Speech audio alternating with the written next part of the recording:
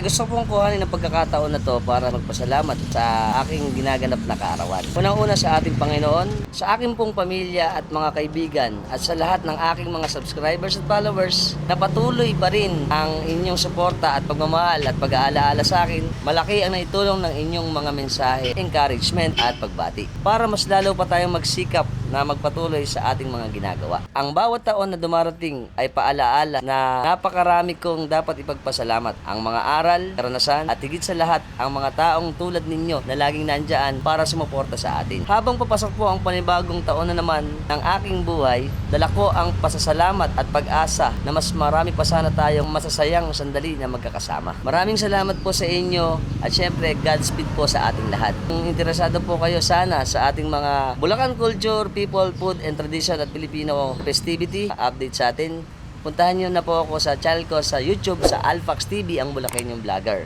At doon po makikita natin ang lahat ng mga long form video natin at ang masasayang sandali ng ating buhay dito sa Pilipinas patungkol sa ating kultura, tradisyon at iba pa. Okay? Until next time. Bye-bye.